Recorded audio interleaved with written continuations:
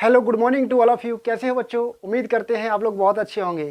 तो दोस्तों आज इस वीडियो में हम पढ़ेंगे एक्सक्लेमेटरी सेंटेंस यानी विस्मयबोधक वाक्य। एक्शन नंबर 10 है। इससे पहले हमने पढ़ी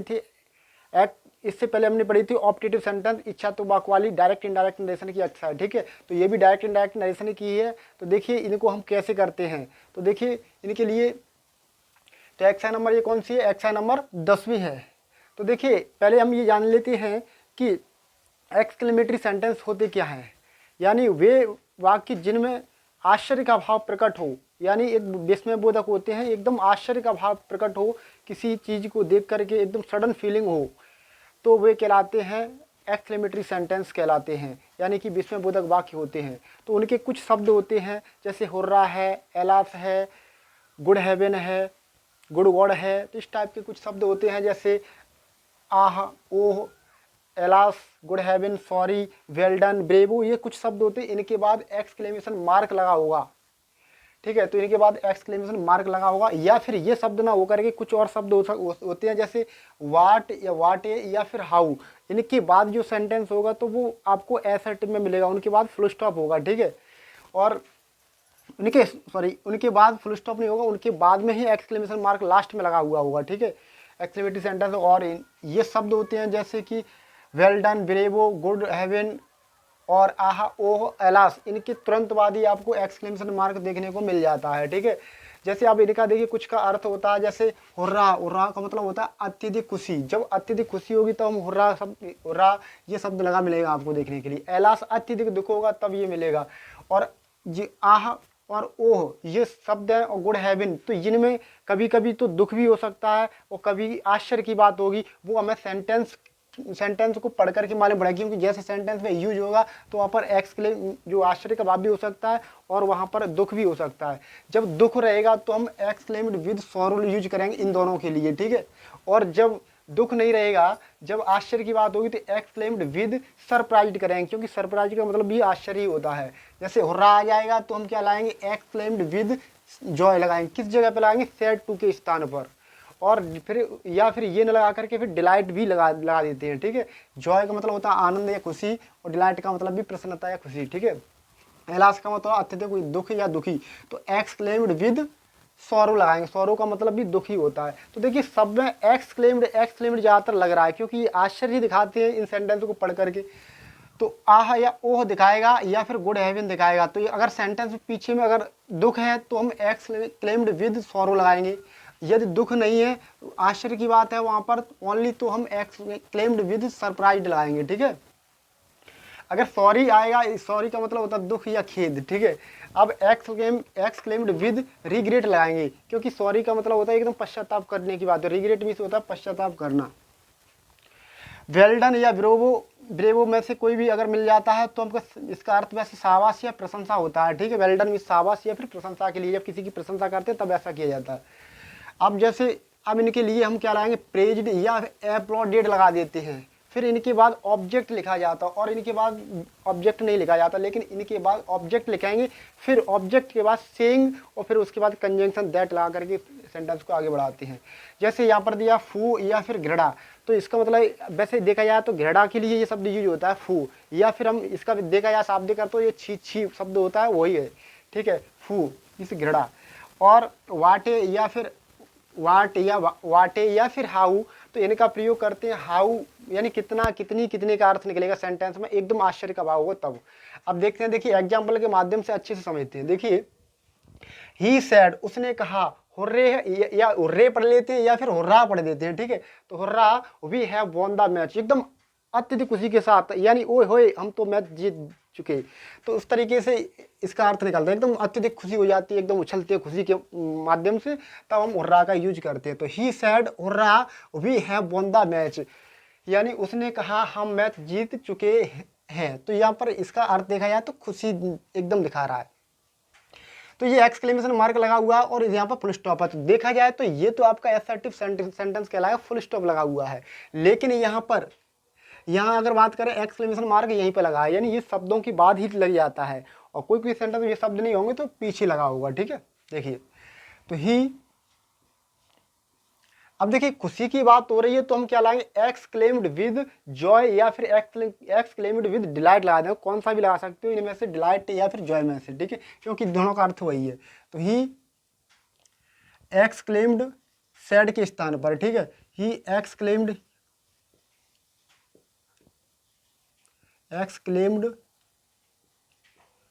विद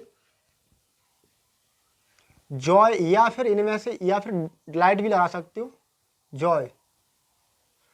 फिर कनेक्टिव वर्ड मैंने लिखा नहीं, वैसे दैट लगाया जाएगा, ठीक है, क्या लगाया जाएगा, कंजंक्शन दैट, इनको हटा देंगे, फिर इनका कोई काम नहीं रहेगा, फिर यहाँ पर दैट लगा देंगे, ये हट गया। अब देखो यहाँ से दैट या कॉमा इंक्लूड कॉमा की हमने क्या लगा दिया, दैट, अब ये तो हट गया। अब यहाँ पर देखिए वी हम जानते हैं कि फर्स्ट पर्सन का है, तो हम फर्स्ट पर्सन के प्रोनाउन को किससे बदलते हैं, 123 के अकॉर्डिंग फर्स्ट पर्सन को हम बदलते हैं सब्जेक्ट से। तो इसका, इस वाले सेंटेंस का सब्जेक्ट क्या है, ही।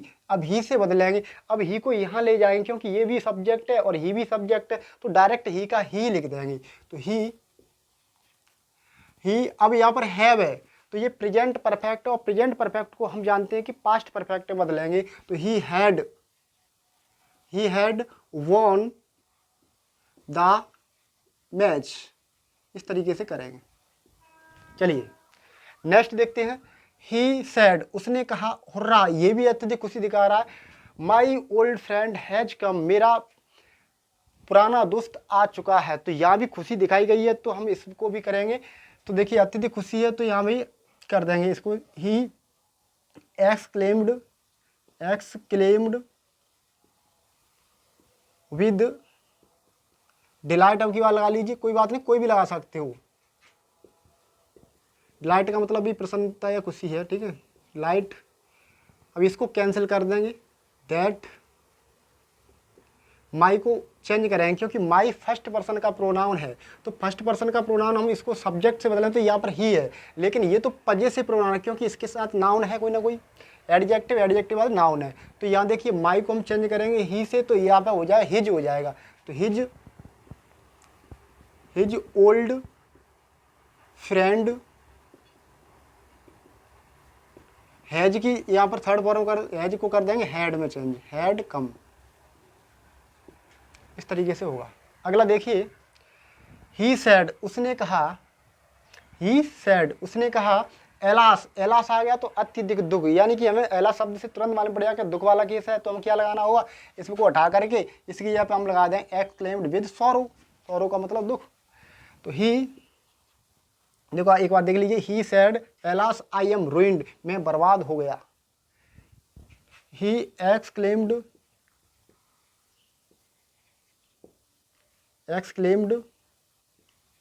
विद सॉरो, अब इसको हटा देंगे, ठीक है। इसके बाद अब देखिए कंजंक्शन दैट लाएंगे, आई फर्स्ट पर्सन का प्रोनाउन है, इसको सब्जेक्ट से बदलेंगे, ही से बदलेंगे, तो ही भी सब्जेक्ट है, ये भी सब्जेक्ट है, तो यहाँ पे सब्जेक्ट या तो सब्जेक्ट हो या तो ही। एम की जगह पर कर देंगे वाज, क्योंकि पास्ट में चेंज करें, ही एम की जगह पर वाज रूइंड।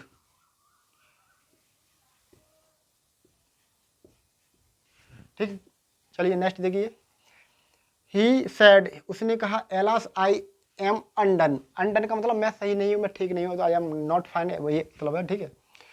तो ही सैड, अब देखो यहाँ पर क्या लगाएंगे, एलास आया है तो हम एक्सक्लेम्ड विद सॉरो फिर लगा दें, ई एक्सक्लेम्ड विद सॉरो, फिर इसको उठा देंगे, अब लगाएंगे connective word that, I first person है तो ही से चेंज करा, तो ही भी सब्जेक्ट है, तो यहाँ सब्जेक्ट ही, एम की यहाँ पर बाज हो जाएगी अनडन।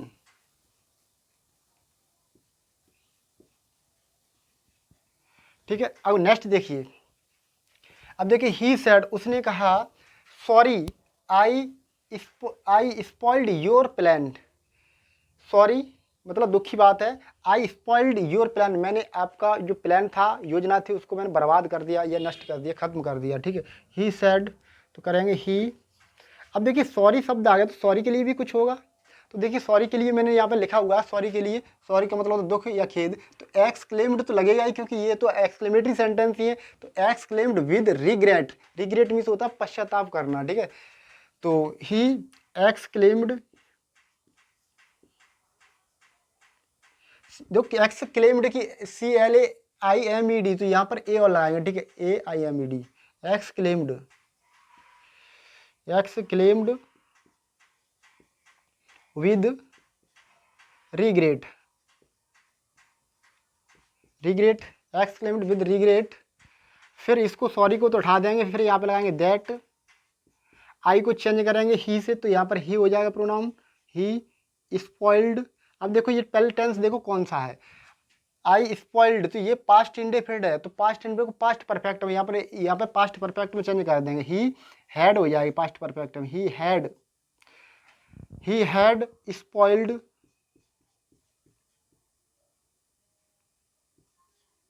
Spoiled your plan. अब देखिए यहाँ पर योर को हम चेंज करेंगे, योर सेकंड पर्सन का प्रोनाउन है, तो सेकंड पर्सन के प्रोनाउन को हम ऑब्जेक्ट से करते हैं। अब यहाँ पर ऑब्जेक्ट है नहीं, तो ऑब्जेक्ट जब नहीं होता है तो हमने कहा है कि ऑब्जेक्ट या तो फर्स्ट पर्सन का प्रोनाउन मान सकते हो या फिर हम थर्ड पर्सन का मान सकते हैं, सेकंड का नहीं मानेंगे, तो कुछ ही मान सकते हो। तो मैंने यहाँ पे मान लिया, मान लीजिए ही सैड मी मान लिए, मी का क्या हो जाएगा माई, हैड स्पॉइल्ड माई प्लान, ठीक है। अगर मैंने यहाँ पे मी माना है तो यहाँ पे पहले से प्रोनाउन इसको चेंज करेंगे मी से, तो यहाँ माई हो जाएगा, माई प्लान, सॉरी प्लान हो जाएगा, ठीक है, यहाँ प्लान। चलिए नेक्स्ट देखिए, आई सेड, मैंने कहा, what A fool I am, मैं कितना मूर्ख हूँ। तो ये एकदम आश्चर्य की बात है, तो हम क्या है इसमें देखिए सैड के स्थान पर हम क्या लाएंगे, एक्सक्लेम्ड विद सरप्राइज लगाएंगे, क्योंकि यहाँ पर वाट ए या फिर हाउ से स्टार्ट है। जो वाट ए और हाउ से स्टार्ट होता है तो अर्थ इसका आता है कितना, कितनी, कितने के अर्थ, मैंने ओनली कितना लिखा है, ठीक है। वाट या वाट ए या फिर हाउ से स्टार्ट होता हो। तो देखिए अगर एडजेक्टिव होगा, एडजेक्टिव होने पर तो वेरी लगाएंगे और फिर उसके बाद एडजेक्टिव लिखेंगे, और ओनली नाउन होगा, एडजेक्टिव नहीं होगा तो हम ग्रेट लगाएंगे, ठीक है। तो देखते हैं सेंटेंस को, आई सेड के स्थान पर लिखते हैं पहले, देखिए आई exclaimed with surprised, I exclaimed with surprised, तो ये आपको लगाना पड़ेगा, ठीक है। तो यानी सैड के स्थान पर आई एक्सक्लेम्ड विद सरप्राइज्ड, क्योंकि ये आश्चर्य दिखा रहा है। अब देखिए वाटे को तो उठा दिया जाएगा, तो हम अब कनेक्टिव वर्ड दैट लगा देंगे, लेकिन वाट ए को तो आप हटा देना, ठीक है। वाट ए को तो लगा रहने दीजिए, ओनली वाट को हटा दीजिए, तो यहाँ से वाट को हटा दिया। अब देखो इसके बाद हमको सब्जेक्ट लगाना है, क्योंकि सेंटेंस को हमें एसर्टिव बनाना होता है। तो पहले ये देखेंगे वाट ए फूल, तो यहाँ पे एडजेक्टिव नहीं है, फूल तो नाउन है, ठीक है। तो अगर एडजेक्टिव नहीं है तो देखिए एडजेक्टिव होने पर तो वेरी लगाएंगे, तो हम क्या नाउन है तो ओनली ग्रेट लगाएंगे, ठीक है। तो अ ग्रेट हो जाएगा दैट, लेकिन सब्जेक्ट हमारा क्या रहेगा, आई, आई हमारा सब्जेक्ट है ना, तो हम सब्जेक्ट आई को हम चेंज करेंगे, क्योंकि फर्स्ट पर्सन को हम सब्जेक्ट से, तो आई का आई रहेगा, तो आई हम कर देंगे आई। यहाँ पर एम है, तो एम को हम चेंज करेंगे, तो पास्ट में करेंगे, तो आई के साथ वाज आ जाएगी वर्ब, तो आई वाज अ ग्रेट हो जाएगा, यहाँ पर ग्रेटफुल, इस तरीके से करेंगे, ठीक है। अगला देखिए, pooh said the principal to Ravi, principal ने रवि से कहा, फू मतलब होता छी छी, एकदम घृणा से कहा, छी छी, यू हैव अगेन फेल्ड, तुम द्वारा फेल हो गए, इन द एग्जामिनेशन, परीक्षा में, आप द्वारा परीक्षा में फेल हो गए, तो एकदम उसने नफरत से कहा। तो देखिए पहले हम इसको बनाएंगे द, अब फू शब्द आया तो उसके लिए हम क्या लगाएंगे ये और देख लीजिए। तो देखिए फू के लिए, फू का मतलब घृणा के लिए एक्सक्लेम्ड विद कंटेम्प्ट लगाएंगे, कंटेम्प्ट, ठीक है। तो देखिए सबसे पहले लिखेंगे the principal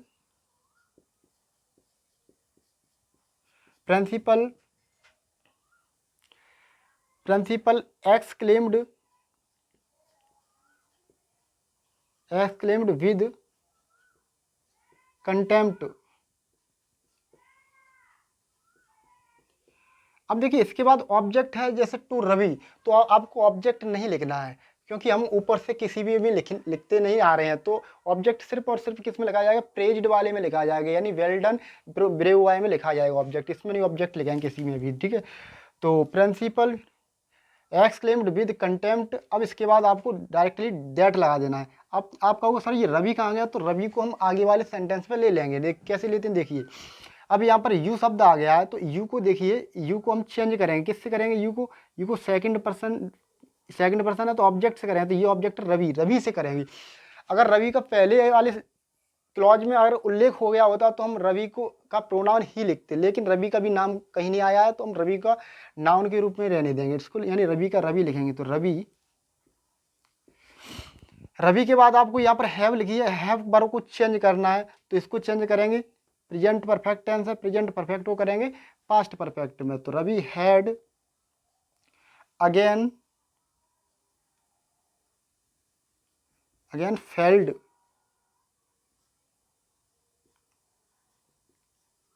failed in the examination.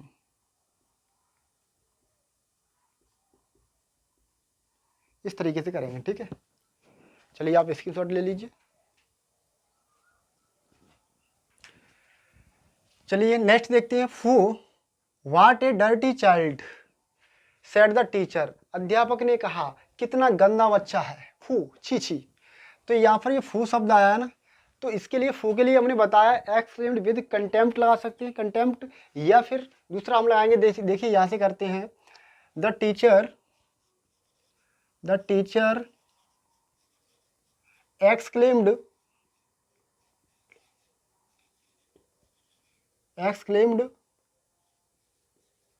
hatefully, यानी अध्यापक आश्चर्यचकित हुआ। हेटफुली मतलब होता है एकदम घृणापूर्वक, या फिर एक्सक्लेम्ड विद कंटेम्प्ट भी लगा सकते हो आप, ठीक है। The teacher exclaimed hatefully. अब कनेक्टिव वर्ड हम कंजक्शन दैट लगा दें, दैट। अब इसके बाद देखिए, क्योंकि इसके बाद लिखेंगे सब्जेक्ट, तो हमारा सब्जेक्ट क्या है इसमें, चाइल्ड है। क्या है, चाइल्ड, तो लिखेंगे चाइल्ड। चाइल्ड के बाद अब देखिए इसमें आप कहोगे सर इसमें इज है नहीं, तो इज है नहीं तो हम क्या लगा दें, वाज लगा दें, क्योंकि है की सेंस है का निकाला तो पास्ट में तो वाज हो जाए, तो चाइल्ड वाज। अब डर्टी की जब यहाँ पर डर्टी आया है, एडजेक्टिव आया, फिर नाउन आया है, तो हम क्या करते हैं इसकी यहाँ पर वेरी लगा दें। यहाँ पर देखिए वेरी लगा दें, एडजेक्टिव आया हो तो वेरी, फिर इसके बाद लिखेंगे डर्टी, ए भी लगा दें, ए वेरी डर्टी। ये मत लगाइए, वाज वेरी डर्टी। देखिए इसके बाद हमने ए इसलिए लगाया कि वेरी डर्टी, क्योंकि यहाँ पर एडजेक्टिव लिख रहे हैं ओनली। अब इसके बाद कोई नाउन होता तो हम ए लगा देते, ठीक है। ये वेरी डर्टी नहीं लिखा, ओनली वेरी डर्टी, ठीक है। देखिए he said how dark the night is. How dark यानी कितनी, डार्क मान होता है काली, एकदम अंधेरी, नाइट इज रात है। तो देखिए ही, अब देखिए यहाँ पर एकदम कितना कितनी कितने का सेंस है, तो हम कैसे करेंगे, ही एक्सक्लेम्ड विद सरप्राइज्ड लाएंगे, विद सरप्राइज्ड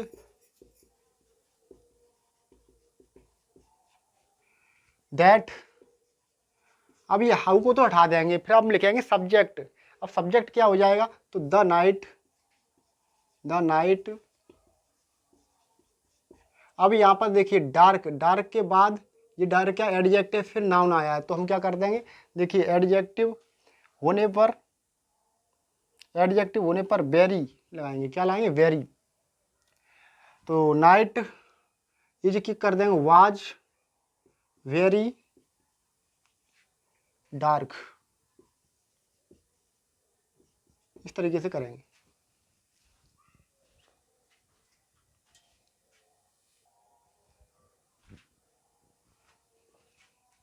चलिए अगला देखिए, और यहाँ पर देखिए, यहाँ पर हमने डी लगा दी तो डी नहीं लगेगी, सरप्राइज्ड, क्योंकि एक बार यहाँ पर सेकंड फॉर्म लग गई तो फिर यहाँ नहीं लगाएंगे, ठीक है। तो यहाँ पर एक सेंटेंस में और है तो वहाँ पर डी नहीं होगी, ठीक है। चलिए देखिए, the old fisherman sad what is, फिर आ रहा है तो हम वही लगाएंगे एक्सक्लेम्ड विद सरप्राइज। तो द ओल्ड फिशरमैन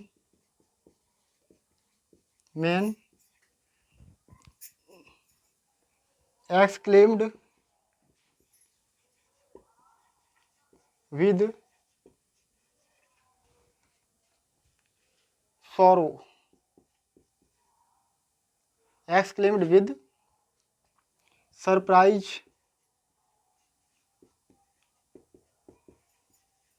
फिर कनेक्टिव वर्ड लाएंगे दैट। अब देखिए यहाँ पर वाट आया है, ठीक है, तो हम देखेंगे पहले ये टेरिबल होता है भयानक storm it is, what a terrible भयानक स्टॉर्म तूफान है, इट इज ये कितना भयानक तूफान है। तो देखिए कैसे करें, एडजेक्टिव आया हुआ है इसमें, तो एडजेक्टिव आने पर हम क्या लगाते हैं, वेरी। तो पहले देखिए सब्जेक्ट क्या रहेगा, सब्जेक्ट हम क्या मान लेंगे, इट लगाएंगे सबसे पहले, इट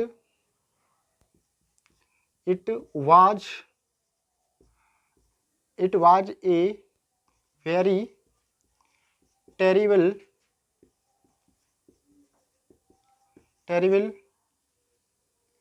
स्टॉर्म। अगला देखिए, he said to his son, उसने अपने पुत्र से कहा, ब्रेवो मानो होता प्रशंसा करना, शाबाश, यू प्लेड वेल, आप अच्छा खेले, थैंक यू, यानी मतलब शाबाश आप अच्छा खेले, ठीक है।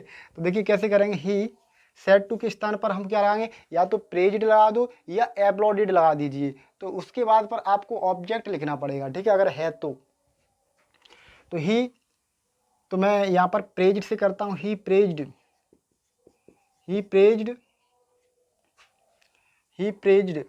फिर इसके बाद ऑब्जेक्ट लिखेंगे हिज सन,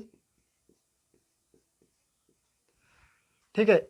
इसके बाद ऑब्जेक्ट के बाद देखिए यहाँ पर क्या लिखा हुआ है, ऑब्जेक्ट लिखने के बाद सेइंग दैट फिर लिखेंगे, ठीक है, फिर सेइंग दैट ये आपको लगाना पड़ेगा, सेइंग दैट ब्रेवो वाले केस में, ठीक है, सेइंग, फिर इसके बाद कनेक्टिव वर्ड आपको दैट लगाना पड़ेगा, saying that.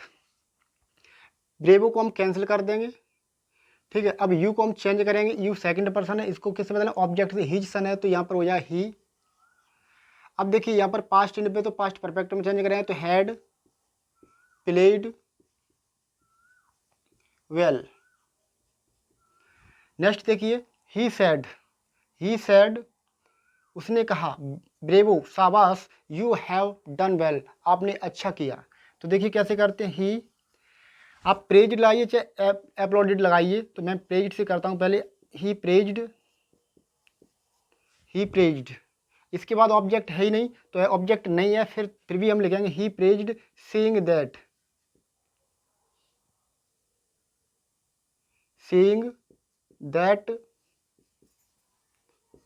He praised saying that, bravo को हटा देंगे, दैट लगा दिया। अब यू को हम चेंज करेंगे, यहाँ पर कुछ भी है ही नहीं, ठीक है। तो अगर कुछ नहीं है ऑब्जेक्ट हम मानेंगे, तो ऑब्जेक्ट या तो फर्स्ट पर्सन का होना चाहिए या फिर थर्ड पर्सन का होना चाहिए, तो सेकंड का नहीं होना चाहिए। तो मैं यहाँ कह रहा हूँ यू हैव डन वेल, तो या प्लूरल है, तो मैं अगर यहाँ पर मान लूँ, फर्स्ट पर्सन का, यहाँ पे मान लेता हूँ अस, ठीक है, अस अगर मैंने मान लिया तो यहाँ पे हो जाएगा वी, क्या हो जाएगा, वी सब्जेक्ट। तो ही सेड अस, तो यहाँ पर बना देंगे, क्योंकि फर्स्ट पर्सन और हम थर्ड पर्सन, फर्स्ट का और थर्ड का मान सकते हैं, ठीक है, तो हमने कर दिया वी, या फिर यहाँ पर थर्ड का मानेंगे, आप देम भी मान सकते हो ऑब्जेक्ट, ठीक है, देम मानोगे तो दे हो जाएगा, तो मैंने यहाँ पर मान लिया, ठीक है। यहाँ पे अस माना है तो क्या हो गया, वी के बाद अब पास्ट, ये कौन सा, प्रेजेंट परफेक्ट, तो हैड हो जाएगी, हैड डन वेल। इस तरीके से दूसरा यहाँ पर क्या हो जाएगी, प्रेज्ड की जगह पे क्या है, एप्लॉडेड हो जाएगी, एप्लॉडेड।